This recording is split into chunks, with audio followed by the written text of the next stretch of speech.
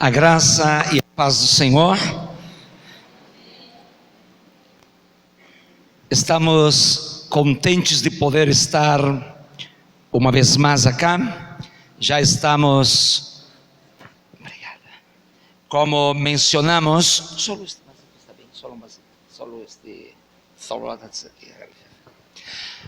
como já foi mencionado, estamos no Equador fazendo a obra do Senhor. Pelo largo desde o ano 99, tive uma breve estada no Brasil. Faz 2 anos e meio atrás regressamos e damos seguimento à obra do Senhor na cidade de Ambato, a 2 horas da capital, a terceira cidade mais importante do país, a quase 3.000 metros de altura ao nível do mar, que quando está quente, estamos a 12 graus de temperatura quando está quente. Assim que é uma bênção poder estar aqui. Minha família ficou lá, vim resolver uns assuntos aqui em São Luís e já estamos de regresso na próxima semana. Mas quisera nesta ocasião agradecer a oportunidade de compartilhar uma breve palavra com a igreja nesta noite. E aí algumas coisas que quisera compartilhar da vida diária da igreja. É como que às vezes não coincidem o que vivemos com o que dizemos. E eu quisera convidar-les que abra comigo suas Bíblias, por favor. A primeira carta de Paulo aos Tessalonicenses, o capítulo 5, e o versículo de número 16, 17 e 18, eu tenho a certeza que é um texto muito conhecido dos cristãos. Não resta dúvida que é um texto muito conhecido e às vezes pouco praticado. Eu gosto muito desse texto em particular, porque eu tenho o hábito de dizer que como cristão deveríamos ser as pessoas mais felizes da terra. Quantos estão de acordo? Deveríamos ter um sorriso estampado na cara, um sorriso, como dissemos no Equador, de orelha a orelha, de um lado a outro. E é interessante que esse texto começa dizendo assim: estejam sempre alegres. A minha versão, eu uso um pouquinho diferente da de vocês, mas é a mesma. Estejam sempre alegres. Diga comigo, alegre. Eu devo estar sempre alegre. Diga, eu devo sempre estar alegre. Diga, 1, 2, 3. A menos que a Bíblia não seja a verdade, então eu não posso estar alegre todo o tempo. Mas se a Bíblia é a verdade, disse ela que eu devo estar todo o tempo. Agora temos que convenir, temos que dar-nos conta que nem sempre estamos todo o tempo alegre. Aí estamos com um problema. Mas o segundo versículo diz: nunca deixem de orar. Outra versão deve dizer orar sem cessar. Nunca deixem de orar. Outra versão disse: orem em todos os momentos. Orem constantemente. Hemos de estar de acordo que nem sempre estamos orando. Às vezes tomamos decisões nas que não oramos. Tomamos decisões muito apressadas. Falta de oração. Já falaremos disso mais logo.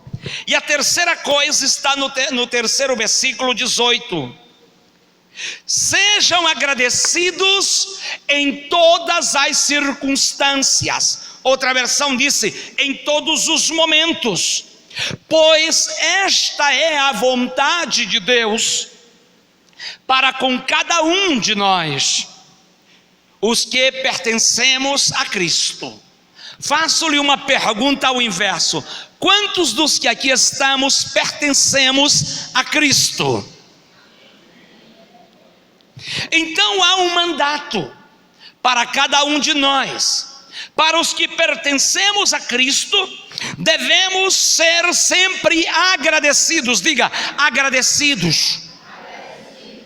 De pronto eu vou usar algumas expressões em espanhol porque me foge o português. Apesar que eu sou, como disse o Wilson, somos primo. Eu sou de nascimento São João Batista, porém saí daí bem pequeno e minha vida ha sido corrida fora. E às vezes complica um pouco algumas palavras. E quando eu pedir que você repita alguma coisa que está em espanhol, repita em português, pelo amor de Deus, tá bom? De acordo? Fechado? Ok. Então, permita observar uma coisa. Estamos de acordo que todos pertencemos a Cristo, correto?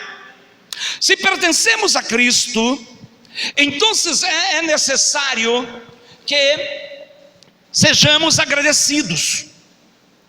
Se há um povo sobre a terra que deveria ser agradecidos, deveríamos ser nós. Deveríamos ser cada um de nós agradecidos em tudo. Porém devemos dar-nos conta que dissemos que somos de Cristo, porém não somos agradecidos por tudo. Só somos agradecidos quando nos convém, quando realmente nos dá prazer, quando realmente nos dá satisfação. Aí eu sou muito agradecido, porque me é conveniente ser. Porém não é isso que as Escrituras dizem. Ele diz o seguinte: sejam agradecidos, e o que marca a diferença é: sejam agradecidos. Outra versão creio que diz: sejam gratos em todas as circunstâncias. Para mim, circunstância é situações, momentos. Se as coisas estão bem, eu devo ser quê? Agradecidos. Eu devo ser agradecido. Porém, se as coisas não saem como eu planejei, eu também devo ser agradecido. Se eu planejei alguma coisa e saiu corretamente, eu devo agradecer a Deus. Porém, se não saiu tal como planejei, eu devo ser grato a Deus. Assim que em todas as circunstâncias devo eu ser alegre, devo ser agradecido. Porém o texto de hoje diz em primeiro lugar que devemos estar sempre alegres. Eu lhe pergunto, realmente estamos alegres? Como você vê uma pessoa alegre? Como é que você sabe que uma pessoa está alegre? A sua cara traz felicidade, você transparece alegria, algo que você está tão satisfeito que as pessoas miram para você e dizem: o que acontece contigo? É bem verdade, eu estou no país do Equador, terminamos uma paralisação de 15 dias, um caos completo na nação. Agora em Chile também um problema, Venezuela também, Brasil não é muito diferente. Quando você conversa com as pessoas, eles estão estampando, radiando felicidade, verdade? Não. Quando você conversa com as pessoas, elas estão radiando um semblante de preocupação, um semblante de tristeza, um semblante de inestabilidade, de não saber o que vai ser do dia de amanhã. Estamos tão preocupados com a situação em nossa volta, e esta preocupação não nos deixa estar alegre. A situação não nos deixa estar feliz. Se não temos o dinheiro suficiente, não estamos contentes. Não estamos felizes se não temos todo o dinheiro necessário para pagar a conta, para comprar o que eu quero e assim por diante. Porém, se tivéssemos o dinheiro necessário no bolso, quem sabe não estaríamos tão preocupados. Mas quando eu vou para as Escrituras e a Bíblia diz que eu devo estar sempre alegre, é porque a alegria da igreja, ela não está fundamentada nas coisas que temos, nas coisas que possuímos, nas coisas que podem nos dar o governo. Nossa alegria está fundamentada em Cristo Jesus, que é o mesmo de ontem, de hoje e de sempre. Então, se a minha alegria está fundamentada em Cristo, eu tenho entendimento que Jesus nunca muda, Ele é o mesmo, Ele nunca falha, Ele sempre vai suprir todas as minhas e as nossas necessidades, segundo suas riquezas em glória. Sabe, Deus é tão perfeito em tudo que faz. Eu estava planejando vir para o Equador faz um par de meses atrás, e quando ia vir para o Equador, o país entrou em paralisação, ninguém entrava, ninguém saía, tá bem? Fiquei 15 dias na casa, porque paralisação no país não é como greve no Brasil. Paralisação, greve no Equador, você não sai de casa. Se você sair na casa de carro, eles quebram teu carro. Se você abre uma loja, eles roubam a loja. Você tem que comprar comida antes, porque nos dias de paralisação ninguém vende nada. Assim que é interessante as greves por lá. E de repente não se deu a minha viagem.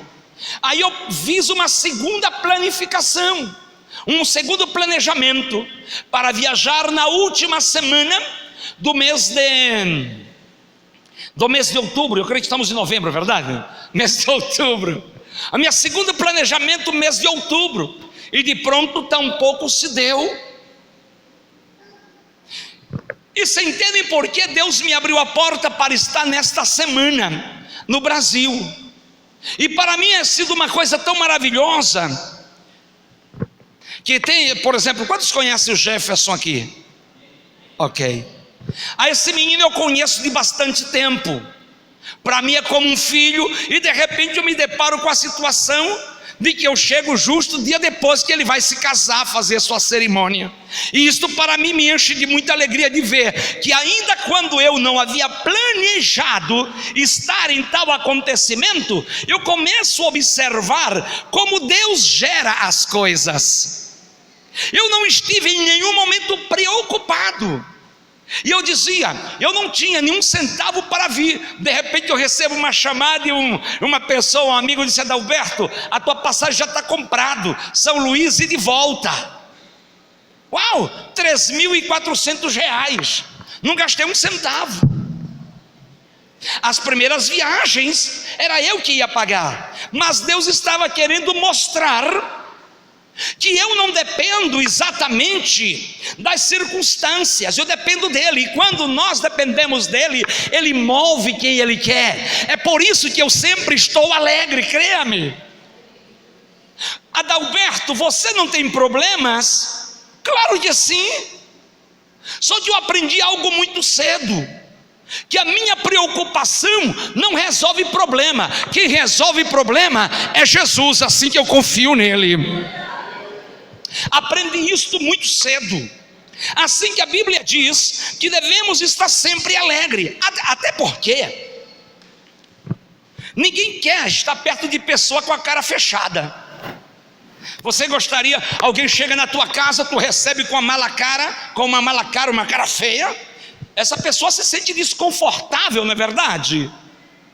E busca a maneira de despedir, dizer até logo, depois nos vemos, e nunca mais você verá ele na vida, porque ninguém gosta de gente de cara feia. Agora é bem verdade, escute-me bem, tu não tem culpa de haver nascido com a cara que tem, é verdade, mas tem culpa da cara que colocas. Nascer com a cara que tem, tu não escolheu, mas estar com a cara fechada é tua decisão. Não é porque eu nasci com uma cara feia que eu tenho que estar com a cara fechada. A gente abre os dentes, por lo menos, para que as pessoas vejam que somos felizes, para que a beleza de dentro saia. Agora, se a coisa está feia por fora e por dentro, a coisa complicou. Assim que devemos estar sempre alegres, porque as pessoas gostam de estar perto de pessoas alegres. E eu, como brasileiro, nós como brasileiros, quando chegamos no estrangeiro, nos outros países, ainda que o latino, por sua natureza, diz que é muito animado, muito alegre, você precisa ver como as pessoas gostam de estar perto de brasileiros. Sabe por quê?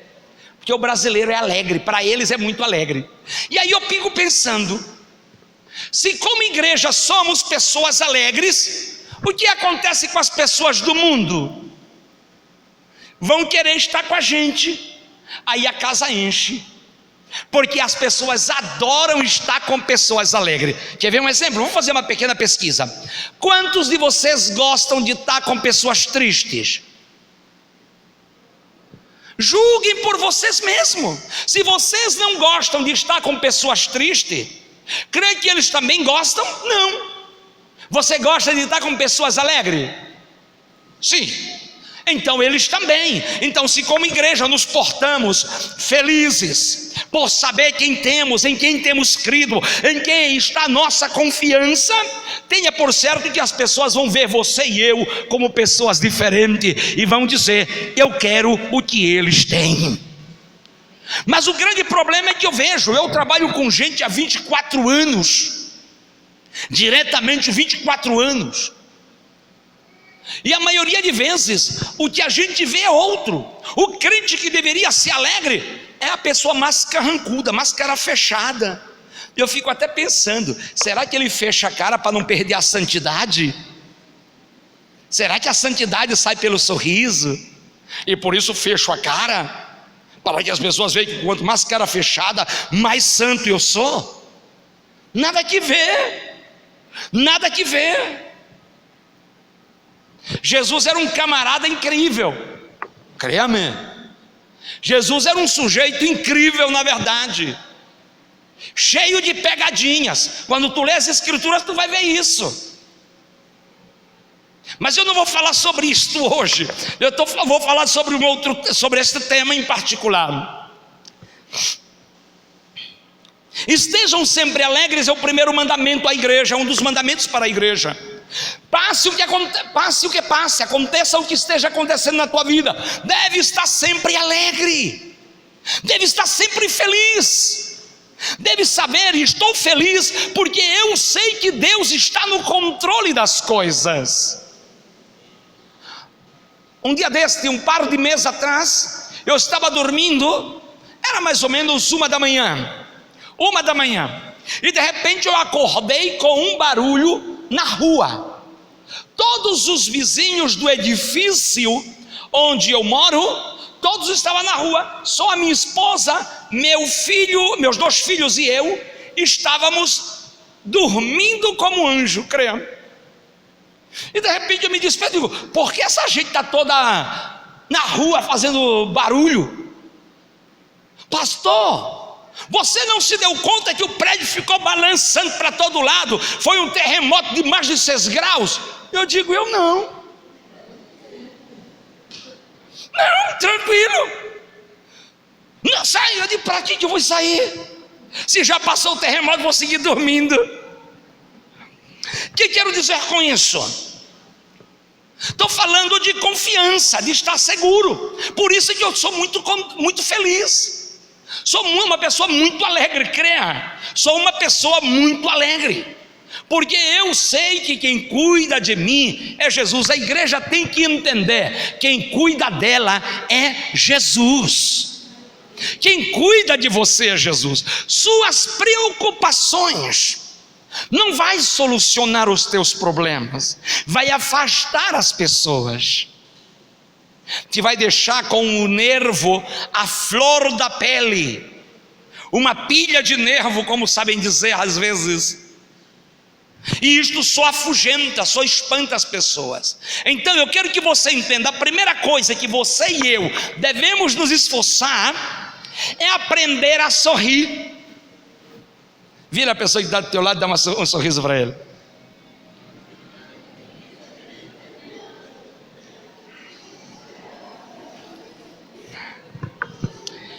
Aprender a sorrir. A Bíblia diz que um coração alegre formoseia o rosto. Um coração alegre sorri. E não importa se tem só 2 dentes, um para doer e outro para abrir garrafa, não importa. Não importa, simplesmente sorria. Simplesmente sorria. Demonstre às pessoas que você é uma pessoa feliz. E isto as pessoas vão ficar com aquela interrogação na cabeça: por que essa gente está feliz? Vai despertar curiosidade.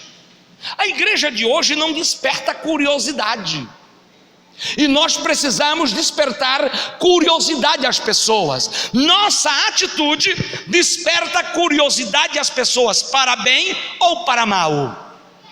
Eu lhe digo, se tu está por aqui e uma pessoa está sorrindo, não te chama atenção por que está sorrindo?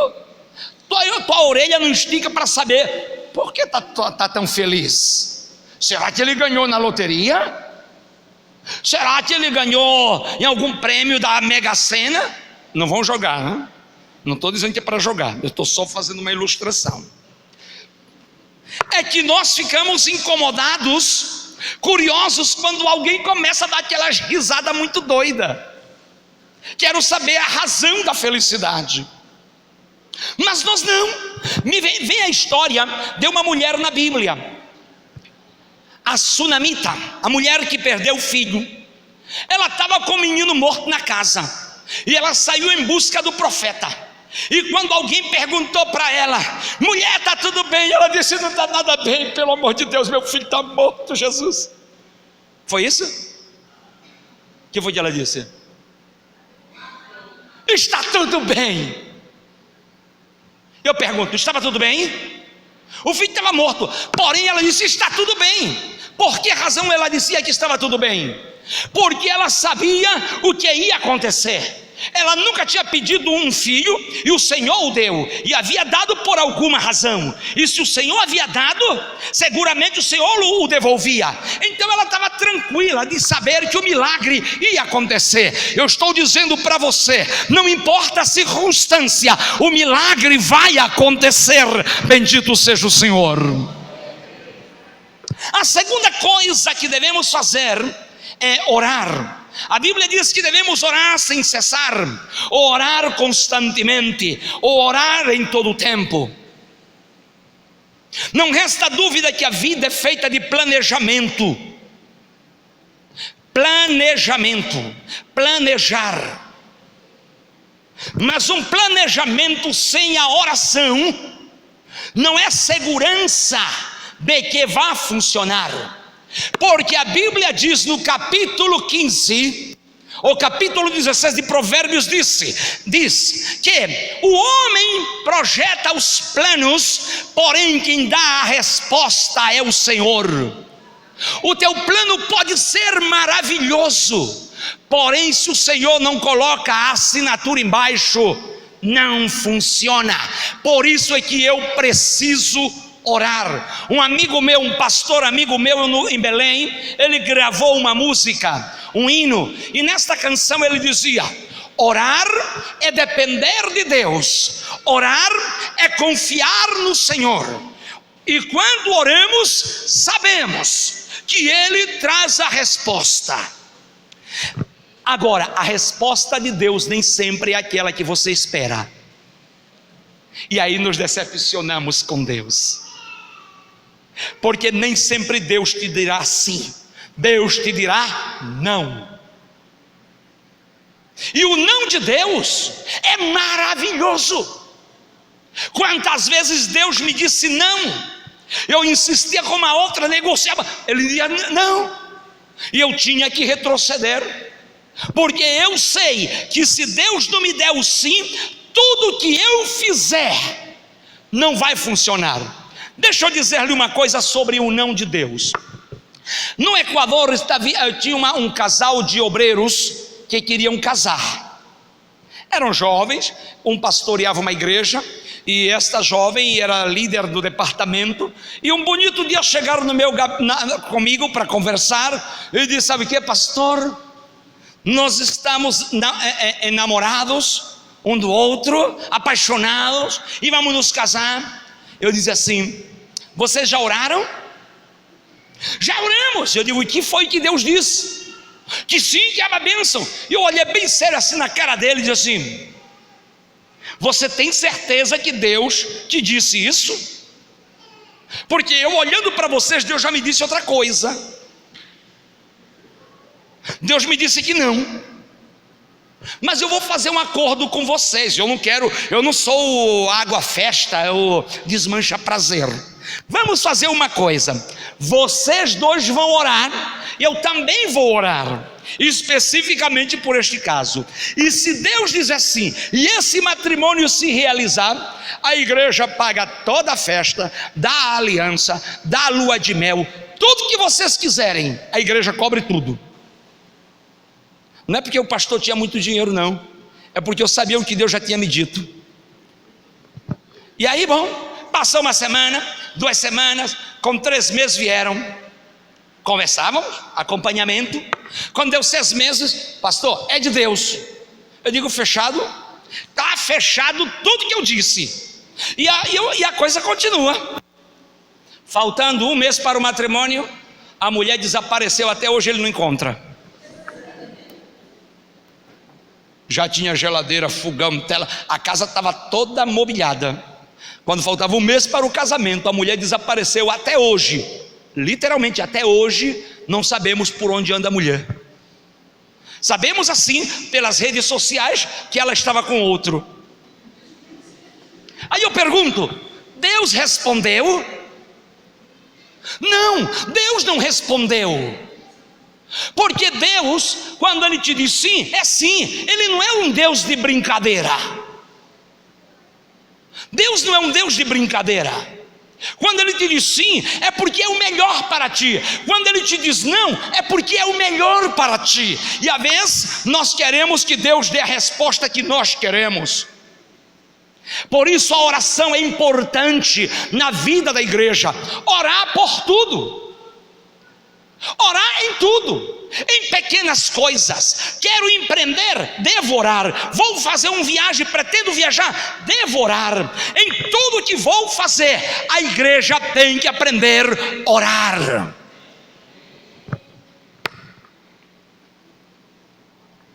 A oração é a chave do êxito. Estar alegre é saber em quem você confia. As pessoas no Equador, os cristãos no Equador são muito, não sei se são muito diferentes no Brasil. Pouco no Brasil pastoreei, mas no Equador é interessante. As pessoas amam a Deus intensamente, com muita força, desde que tenha dinheiro no bolso. Se o dinheiro acabou, Deus já não serve para eles. Deus no Equador, para muitos crentes, a maioria deles, só serve para algumas coisas: para dar casa, carro e satisfazer desejos. Para outras coisas Deus já não serve. Quando Deus não lhe dá carro, casa e aquilo que eles querem, Deus se esqueceu de mim. É que Deus nunca esqueceu de você nem de mim. A promessa e aquilo que pedimos, Ele toma o tempo. E eu saí do Equador e quando eu voltei, eu fui numa igreja, estava pregando numa conferência numa igreja, e de repente chegou a esposa do pastor, que não me conhecia, e disse: sabe o que, pastor? Deus te trouxe de volta a este país, e vai acontecer isto na tua vida. Eu digo: amém. Primeiro ano não aconteceu nada. Segundo ano tampouco. Pensa você que em algum momento eu duvidei de que Deus não iria fazer o que me disse? Em nenhum momento.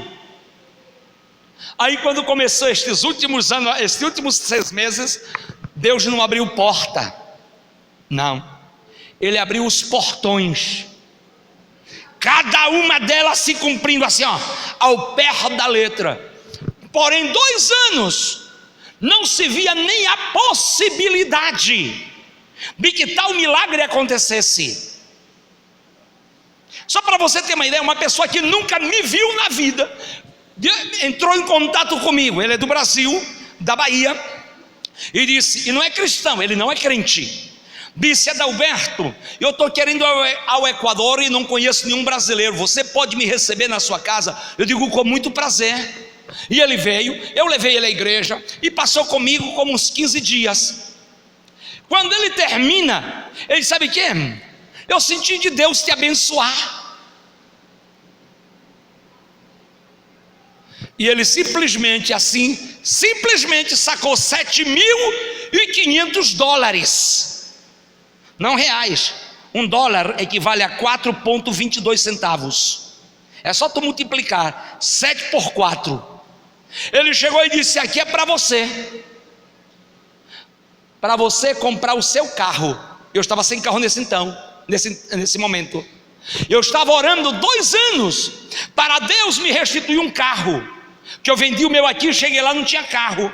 Eu estava orando por 2 anos, e o camarada veio me dar $7.500. Agora, ninguém sabia que eu estava toda madrugada orando: Senhor, eu preciso de um veículo para atender a tua obra, para fazer isto, para fazer aquilo, para fazer o outro. Senhor, se realmente eu vou realizar isto que eu estou te dizendo, Senhor, abre a porta, caso contrário não. Porque para mim não é mais importante um carro que está na presença e na vontade de Deus. E como Deus que conhece o nosso coração, Ele fez o que fez. Então, a oração é a chave e abre todas as portas. E hoje por hoje, as pessoas: não, pastor, eu estou orando, mas eu estou contando o meu problema para irmão A, para irmão B, porque eles têm dinheiro. Meu irmão, eu aprendi uma lição desde cedo, falando de oração, é que você não sabe quando eu tenho, nem quando eu não tenho. Eu estou sempre feliz, creia-me. Eu posso não ter um centavo no bolso, mas eu estou sempre feliz. Mas o meu problema está contado diante do Senhor, está registrado diante de Deus. A oração é importante para a vida individual e para a vida coletiva da igreja. Uma igreja que ora é uma igreja poderosa, é uma igreja que conquista, é uma igreja que marca a geração. Bendito seja o Senhor. Alegria e oração, mas sem gratidão não há pior coisa. Você pode ser a maior pessoa que ora, pode ser uma pessoa muito feliz, mas ninguém, nem mesmo Deus, abençoa malagradecidos. Nem Deus abençoa malagradecidos. E os crentes somos malagradecidos muitas vezes. Quer ver um exemplo? Uma pessoa que você de repente ajudou e não mostrou gratidão, teu coração sente o prazer de ajudá-lo outra vez? Seja honesto. Você sabe que não, eu não faria. Eu, Adalberto Sodré, não faria. E eu sou cheio de defeitos. Agora imagina um Deus tão perfeito. O grande problema é que somos malagradecidos. O povo de Israel foi malagradecidos. Estava no deserto durante tantos anos, 40 anos, o Senhor mantendo com pão que caía do céu, e eles disseram: só temos este miserável pão para comer. Mal agradecido.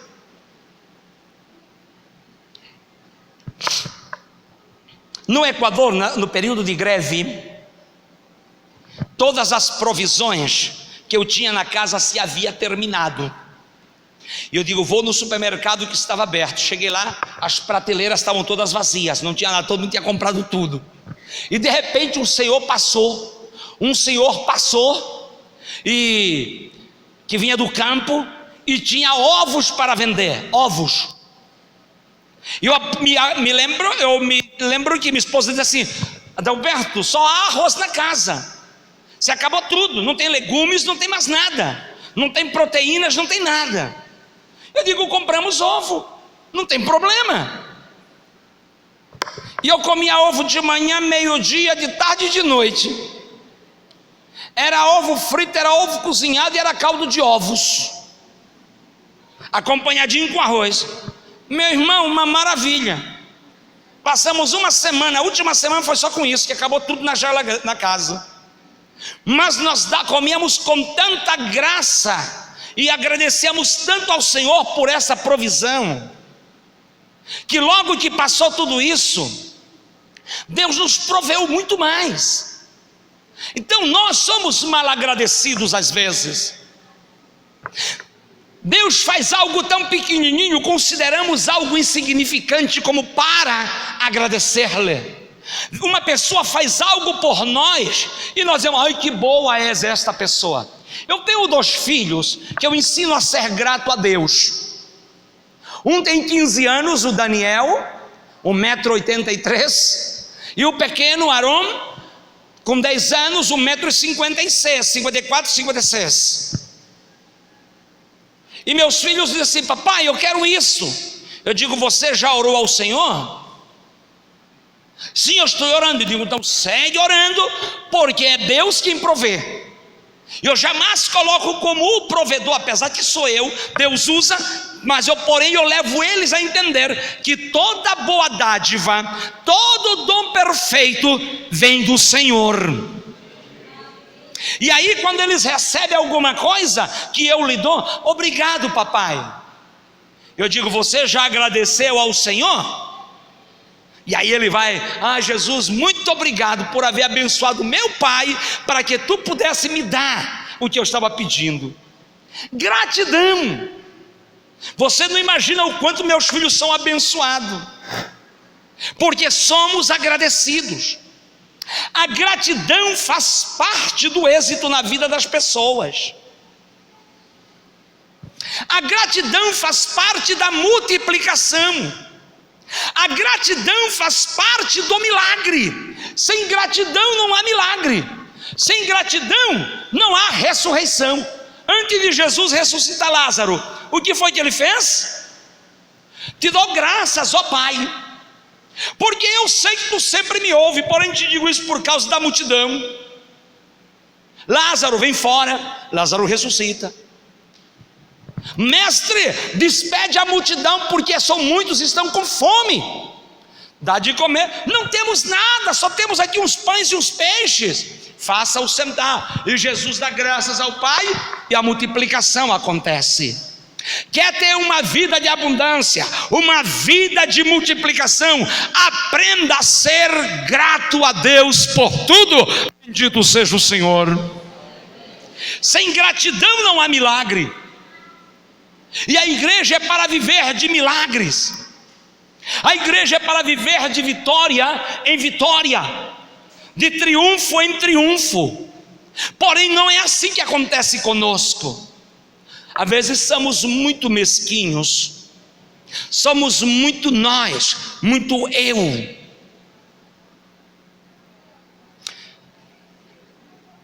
Às vezes somos demasiado. Deus quer nos abençoar e a nossa falta de gratidão impede aquela bênção que você e eu deveríamos receber. Seja esta grande ou pequena, seja esta significante ou insignificante aos teus olhos, apesar que diante de Deus não há nada insignificante, tudo cumpre um propósito, senhores. A Bíblia diz: esteja sempre alegre. Emane felicidade. Em vez de estar com as pessoas que manifestam tristeza, manifeste você felicidade, alegria. Alegria simplesmente não por el problema, mas por saber que o problema está no controle do Senhor. A Bíblia diz que os planos de Deus, eles são irrevogáveis.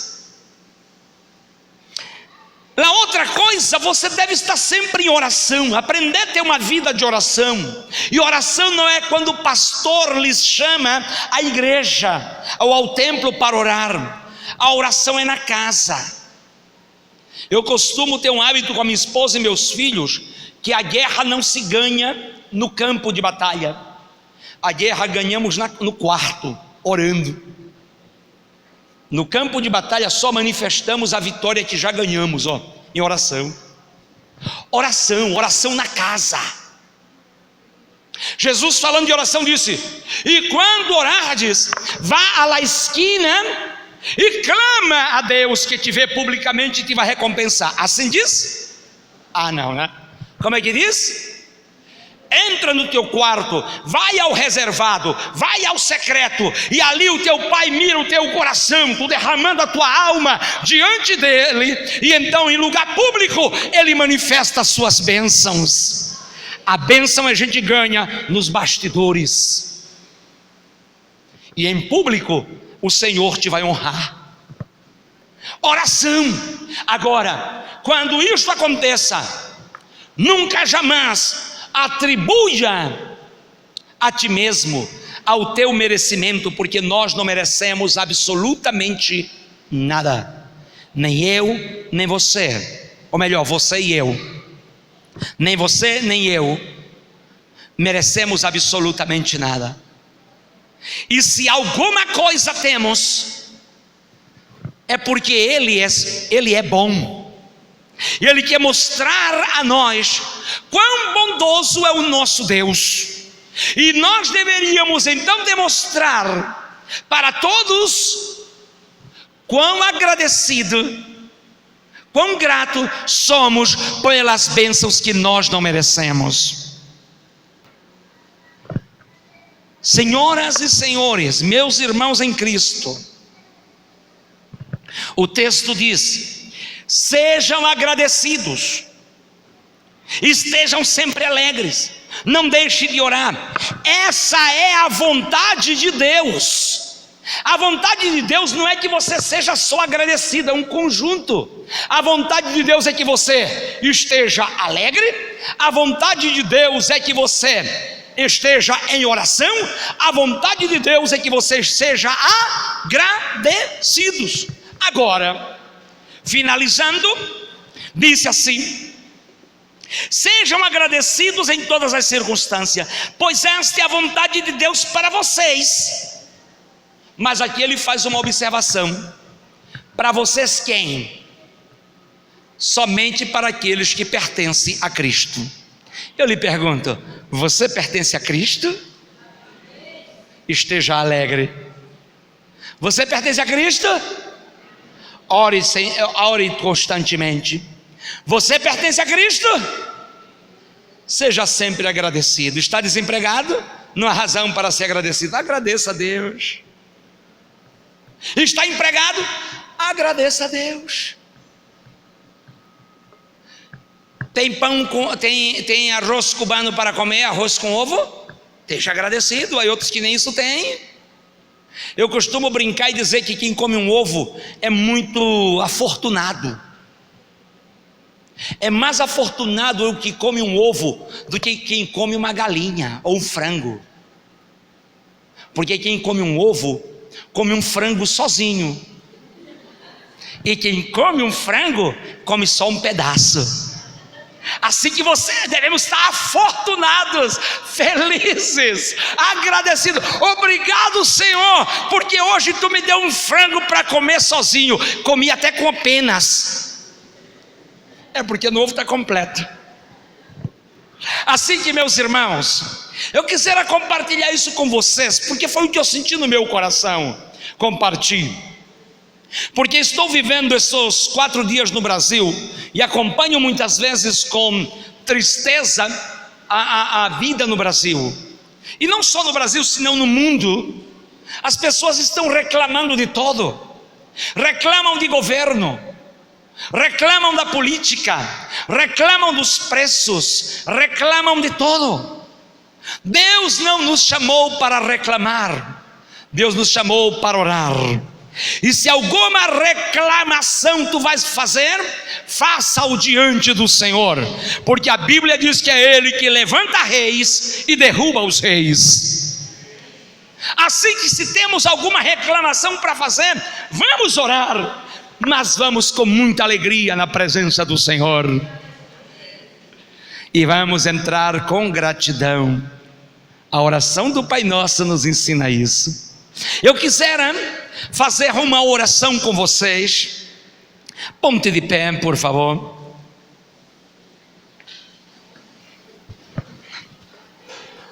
Esses dias eu estava com meu horário trocado. A hora sim eu pus meu horário certinho. Eu estou com 2 horas de diferença. Eu tive que ajeitar meu fuso horário. Eu quisera orar por você.